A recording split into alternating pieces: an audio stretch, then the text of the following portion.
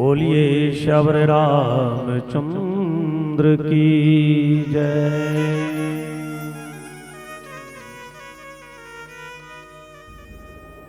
गुरुर्ब्रह्मा गुरुर्विष्णु गुरुर्देव महेश्वरः गुरुर्साक्षात् परब्रह्म तस्मै श्री गुरुवे नमः। नीलांबुज श्यामल कोमलांगम सीता समारोपितवाम भागम पानो महाशायक चारु चापम नमामि राम रघुवंशनाथम। मम पाछे धर धावत धरे सरासन बाण फिरी फिरी प्रभु बिलो कहो धन्य नमो शमया। बोलिए शबर रामचंद्र की जय। पवन सुत हनुमान की जय।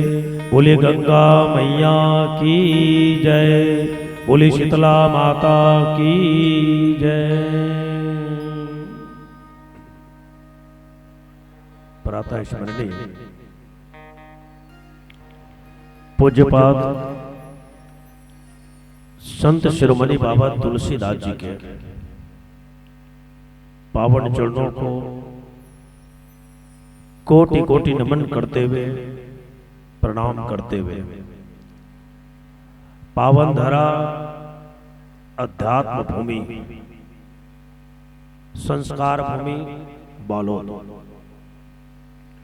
जहां अखिल विश्व नायक त्रिवेद संतापहारी जगत नियंता ब्रह्मांड नायक मर्यादा पुरुषोत्तम श्री रामचंद्र जी के पावन प्रसंग को श्रवण कर रही भक्ति स्वरूपा वात्सल्यमयी करुणामयी उपस्थित मेरी माताओं, साथ ही साथ नीति ज्ञान और पुरुषार्थ की बात बतलाने वाले परम श्रद्धेय पिता तुल्य बुजुर्गगण इस वसुंधरा की गोद में मां धरती की गोद में खेल रहे कूद रहे समस्त नन्हे मुन्ने बालवृंद नवयुवक साथियों उपस्थित बहनों, यह धर्म मंच है और इस धर्म मंच को आगे बढ़ा रहे हैं हमारे गरियाबंद जिला के कोहिनूर भाई युगल किशोर साहू जी, साथ में आयोजक समिति के समस्त पदाधिकारीगण, आप सभी के श्री चरण को श्री सत्संग सरिता मानस परिवार स्कूल चौक हसदा नंबर 1 विकास खंड मंगलूर जिला धमतरी की ओर से सिया राम में सब जग जानी करहु प्रणाम जुर जुर पानी। हम जैसे अज्ञानी बालकों की तरफ से, हम जैसे अबोध बालकों की तरफ से आप सबके श्री चरण को मैं नमन करता हूं, प्रणाम करता हूं, अभिवादन करता हूं। आप सबसे निवेदन, जैसे कोई प्रणाम करते हैं तो लोग उनको आशीर्वाद देते हैं, मैं यही से आप सबका प्रणाम कर रहा हूं, इसलिए एक बार ताली बजाकर हम सबको आशीर्वाद प्रदान करने की कृपा करेंगे। साथ में बैनर बहुत छोटा है, श्री आराधना बालिका मानस परिवार कुंदरू पारा बालोद का, लेकिन इनका जो स्तर है पूरे छत्तीसगढ़ में है ना। बैनर भले छोटे हैं क्योंकि मेरा ध्यान वहीं पे गया, लेकिन इन बालिकाओं का जो प्रस्तुति है ना, चाहे वो योग वेदांत बालिका मानस परिवार पांडे पारा का हो, चाहे श्री आराधना बालिका मानस परिवार कुंदरू पारा बालोद, निश्चित रूप से हमारे इन बेटियों के द्वारा निश्चित रूप से इस वार्ड क्रमांक 17 का नाम रोशन कर रहे हैं। तो एक बार मेरे इन बेटियों के लिए भी जोरदार ताली बजा देंगे। कहते ना कि बोए जाते हैं बेटे उग जाती है बेटियां, बोए जाते हैं बेटे उग जाती है बेटियां, खाद पानी बेटों पर लहलाती है बेटियां, पर लहलाती है बेटियां। पढ़ाई करते हैं बेटे, पढ़ाई करते हैं बेटे, पर सफलता पाती है बेटियां, पर सफलता पाती है बेटियां। माउंट एवरेस्ट तक, माउंट एवरेस्ट तक ठेले जाते हैं बेटे, पर चढ़ जाती है बेटियां, चढ़ जाती है बेटियां। कई तरह से माता पिता को गिराते हैं बेटे, कई तरह से माता पिता को गिराते हैं बेटे, पर संभाल लेती है बेटियां, पर संभाल लेती है बेटियां। इसीलिए बेटे से अच्छी होती है बेटियां, बेटे से अच्छी होती है बेटियां। निश्चित रूप से कुंदरूपारा के जो बेटियां हैं, इस कुंदरूपारा का नाम, बालोद का नाम निश्चित रूप से रोशन कर रहे हैं। ऐसे बेटियों को भी मैं सादर नमन करता हूं, प्रणाम करता हूं, आशीर्वाद प्रदान करता हूं। और आइए संतों, आप और हम सब मिलकर जिस उद्देश्य के लिए यहाँ पर आपने हमको बुलाए हैं, हम उसी से आप हम सब जुड़ने का प्रयास करेंगे। श्री रामचरित्र मानस और श्री रामचरित्र मानस के तृतीय सोपान, जिनको संत शिरोमणि बाबा तुलसीदास जी महाराज अरण्य कांड दर्शाते हैं। और इसी अरण्य कांड में बाबा तुलसीदास जी महाराज मारीच के जो उद्धार प्रसंग है, मारीच के सदगति के जो प्रसंग है, इनको बाबा तुलसीदास जी महाराज इस रामचरित्र मानस में चिंतन करने का प्रयास किया है। और उसी चिंतन को मैं भी अपने मति अनुसार जैसे भी हो आप सबके बीच मैं रखने का प्रयास करने जा रहा हूं। बाबा तुलसीदास जी लिखते हैं कि मम पाछे धर धावत, धरे सरासन बान, फिर प्रभु बिलोके हूं, धन्य न मौसम आन। मारीच को जब रावण के द्वारा धमकी मिला कि यदि तुम मेरे बात नहीं मानोगे तो मेरे हाथ से मारे जाओगे। अब मारीच विचार किया कि मैं भगवान के हाथ से मरूं कि एक राक्षस के हाथ से मरूं। विचार किया, विचार करने के बाद वो यहीं पर पहुंचता है कि मैं परमात्मा राम के हाथ से मरूं, और परमात्मा के हाथ से मरूंगा तो निश्चित रूप से मेरा कल्याण होगा, मेरा उद्धार होगा। ऐसे मारीच विचार करते हैं और विचार करते हैं, यही सोचते हैं कि भगवान धनुष बाण लेकर मेरे पीछे पीछे दौड़ेंगे और मैं उनको फिर कर मैंने उनको देखूंगा और मेरे समान धन्य कौन होगा, ऐसे कौन। मारीच का विचार है संतों। इसी भाव को आप हम सब चिंतन करने का प्रयास करें। थोड़ा से हम पीछे चले, पीछे कहा तो बाबा तुलसीदास जी लिखते हैं कि दसमुख गए जहां मारीचा। प्यारे संतों, दसमुख देखिए रामचरित्र मानस में एक तो होता है दशरथ और दूसरा होता है दसमुख। यहां पर रावण का जो परिचय है, बाबा तुलसीदास जी ने रावण नहीं लिखा, लंकापति शब्द नहीं लिखा, बल्कि बाबा तुलसीदास जी क्या लिखे, दसमुख शब्द लिखा। और दसमुख का भाव यही है कि जिसके जीवन में 10 इंद्रिय की पूर्ति के लिए जिसका मन छटपटाता है, 10 इंद्रिय की पूर्ति जो करना चाहता है, प्यारे संतों, उसी को कहा जाता है दसमुख। तो ये दसमुख कहां पहुंचे तो बोले मारीच के पास पहुंचता है। और जैसे मारीच ने देखा, रावण को अकेला देखा, और अकेले देखने के पश्चात एक तो रावण व्याकुल भी है, तब मारीच ने प्रश्न किया कि महाराज आप अकेले कैसे हो। तो प्यारे संतों, यहाँ पर सबसे पहले तो मारीच ने किनका, रावण ने किसका, तो बोले भैया नाई मात स्वार्थ रत नीचा। प्यारे संतों, यहाँ पर रावण जो किसी के सामने नहीं झुकता, रावण किसी का प्रणाम नहीं करता, आज वही रावण जो है किनका प्रणाम किया, तो बाबा तुलसीदास जी कहते हैं मारीच का प्रणाम किया। और जैसे ही मारीच का प्रणाम किया तो मारीच विचार करता है कि निश्चित रूप से 4 लोग का झुकना, 4 लोग का झुकना क्या, तो बोले 4 लोग का झुकना बहुत कष्टदायक है।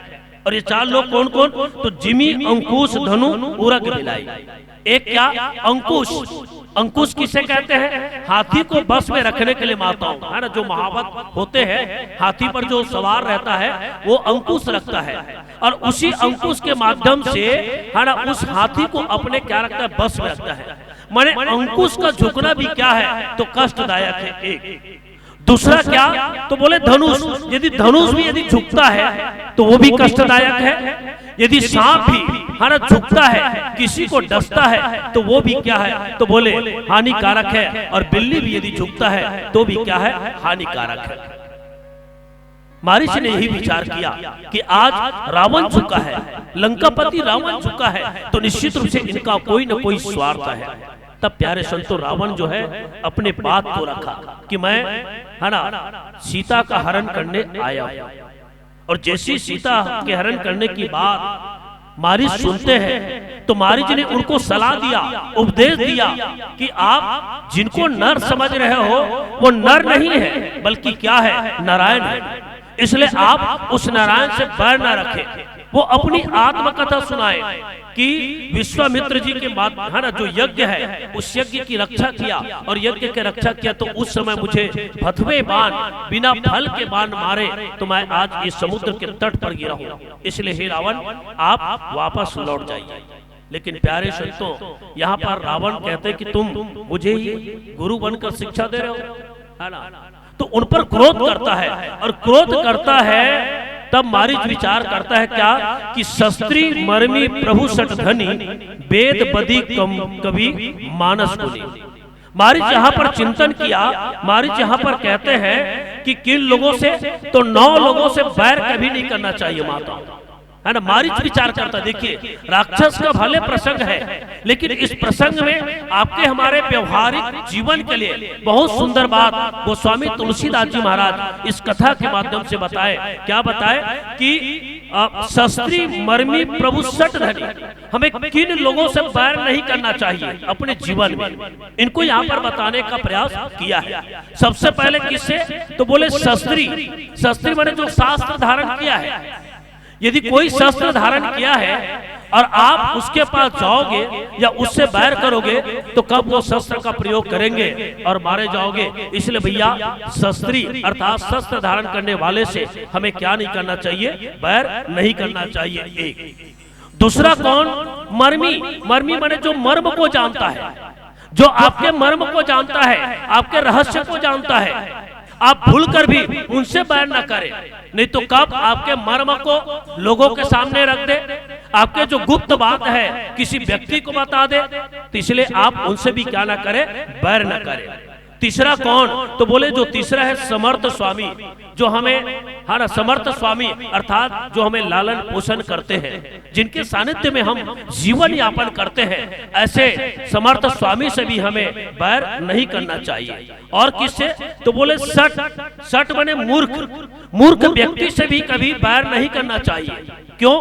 क्योंकि मूर्ख व्यक्ति कब आपको किस समय अपनी मूर्खता का परिचय दे दे, इसलिए भैया मूर्ख व्यक्ति से भी हमें सावधान रहना चाहिए। और धनवान, जैसे धनवान व्यक्ति है उससे भी हमें बैर नहीं करना चाहिए। क्यों? क्योंकि हमारे जीवन में यदि कभी औस्कता पड़ जाए, है ना, हमारे जीवन में कभी कष्ट आ जाए तो हमें धनवान व्यक्ति का सहारा लेना पड़ता है।